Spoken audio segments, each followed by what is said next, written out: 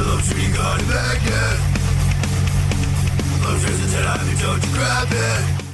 This video is brought to you by T-Blocks. Enjoy the content now, but stay for the shilling later. Welcome to Lobster Magnet and Friends for another solo review for The Promised Neverland, Chapter 82. Now, this is a pretty, it wasn't a bad chapter. It was pretty decent. Again, I really want to get good old Goro and Zavel in here so we can actually have like a big three-way discussion about how the direction of the series is going. I like the fact that we got like a little bit of consequences, that Jillian, gets slashed by Lord Bayon. I also think it's really funny that like Lord Bayon runs Grand Valley, and he thinks his like the quality of his children is like shit, and he's like, oh, I can't believe that you shitty little Grand Valley kids were able to come up with this. It's like, come on, man, these are your kids, this is your livestock, shouldn't you have a little bit more pride in your work? Or are you just like, the guy who was like, given Grand Valley by your demon father ancestor thing, and you're just like, I got the shitty plantation. I don't really care anymore, so that's why I've got this hunting preserve. So he has like next to no pride in the quality of children. He's like, those Gracefield kids, that's the top shelf stuff versus my shitty basic bitch Grand Valley.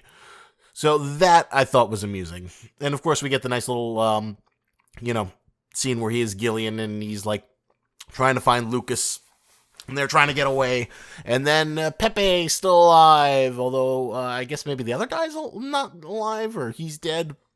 Some shit obviously went wrong.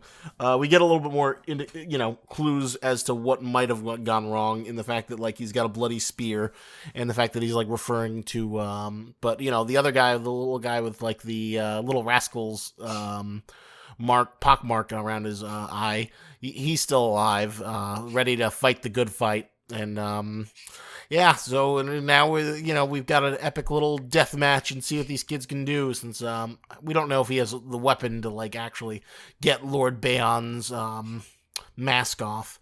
But I guess my complaint personally was like, I'm enjoying the kid hunting violence, but like I wish things were a little bit more clever. I want to see the kids do like something really, like, I don't feel like we've gotten anything that's as clever as like the Gracefield arc, where like all the mind games between Mama and Isabella and Sister Crone. We haven't seen anything on that level. Like I want to be surprised. I want to be like, oh shit, I can't believe they did that. That's crazy. And that's what I want to see from the kids. I want to see like a really cool plan. I want to see the demons see through a plan.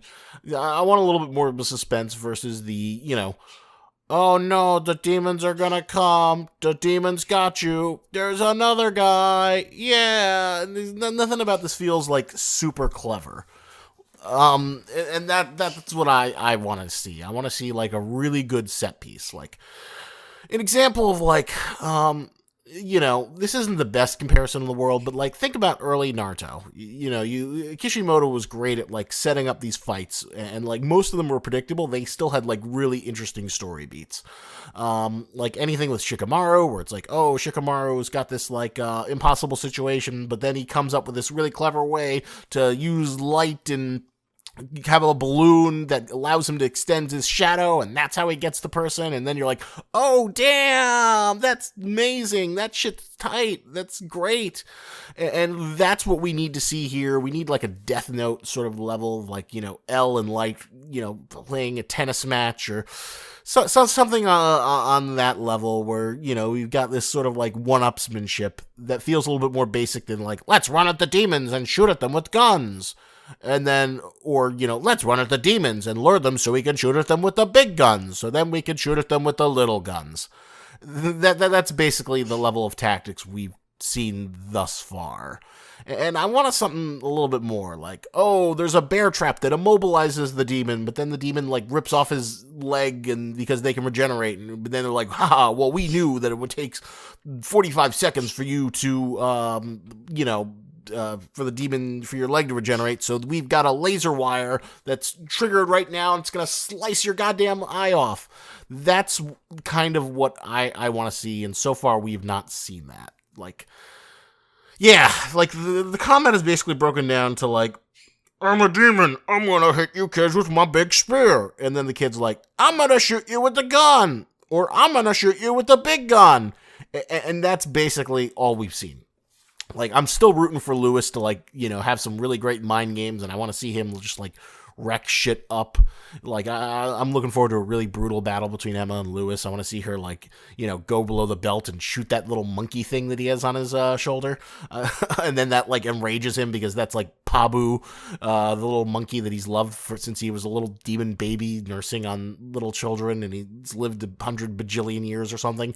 Like, you know, that's what I want to need. I want something a little bit more than just, like, we're going to shoot the demons. Oh, the demons are going to hit us with sticks. So something a little bit more than that. Fingers crossed, though. You know, this is obviously better than the Songju Musica stuff, but like, you know, we've definitely I haven't seen anything that's been as clever or unique as, like, you know, the Grace Field arc stuff.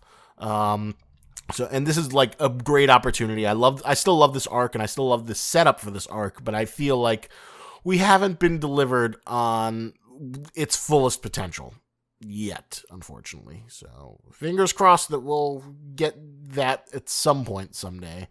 I definitely want to see it happen. So I'd give this a 7.5. This was kind of like an uneventful chapter that was just sort of like, oh no, he's being held hostage. What are we going to do? I want to see these kids use a little bit better tactics. I also want to know why Lord Bayon, like, considers his meat to be so subpar. Come on, man. You should have pride in your work. You should feel good about yourself. So, yeah, I think those are my chat thoughts on good old Promised Neverland. I'll see if I can get people to come next week. One thing that makes it a little difficult, though, is that, like, for whatever reason, I guess, like, the scanlators aren't as excited about Promised Neverland as they used to be. So now the scanlations, like, don't come until, like, either late Sunday or early Monday, unless it's, like, from a third-party scanner on, like, Reddit, who, like, posts the chapter images on, like, Imager. So that's a little frustrating that the good old folks of Manga Stream aren't, like, outputting it. And you'd think that, like, they'd have more bandwidth now that they don't have to, like, translate the mountains of text from Hunter x Hunter each week. But, you know, now they just want to go to Promised Neverland, but that hasn't happened, so fingers crossed. So that's another complication. But who knows? You know, I want to build my dream otaku house where I just sit around and make YouTube videos all the day, and then I can invite my friends and pay them, assuming I have enough money to afford that, and then we can just sit around reading manga and watching television and seeing movies and giving you all our thoughts every single day of the week. Wouldn't that be great? Just like live reactions and all that stuff you guys seem to love, and we could do it like in a timely fashion and try and compete. We could be like the version of the Nerd Crew from Red Letter Media, only sincere, you know, because, like, you know, as much as they mock it and how easy it is to mock that sort of culture, it's like, who would not want that? Who would not want to be like, you know, their entire career, you know, you spend 20 minutes talking about something, you upload it, you have a substantial enough audience to get 100K views, that's $100. You know, why is that not a life you wouldn't want? And that's the reason why I sort of still do this, like, low effort, you know, review content, because, like, that's a gig I want to get on.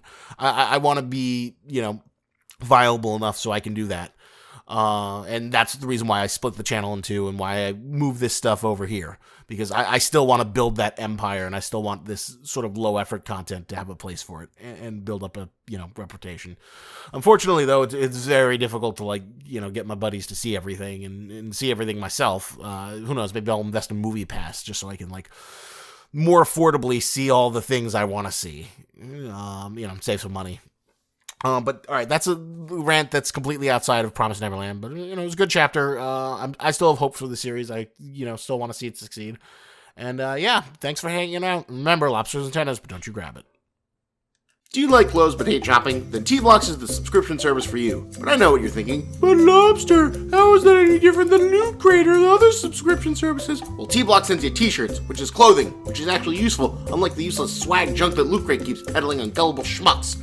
And this isn't just knockoff brand crap. T-Blocks hooks you up with licensed shirts for all the stuff you love, because you need clothes. How else are you going to keep your puny human man flesh protected from the elements? T-shirts are useful for any occasion. Wear them, give them to friends, give them to enemies, knit them together, make a quilt. T-shirts are life, And you know the best part? It'll only cost you $6.99. That's right, you can get 12 shirts sent to you for once a month for only $6.99. And you know what? If ultra cheap licensed goods are too basic for you, then there's also the Community Tee Block set, which features original designs from the best up-and-coming artists so you can keep that hipster street cred. But I'm here to save you even more money! Use the code LOBSTERTBX at checkout and you'll save 10% on any order. Be a t-shirt wearing god amongst mortals. Use the power of the most expensive seafood to get you the cheapest t-shirts now!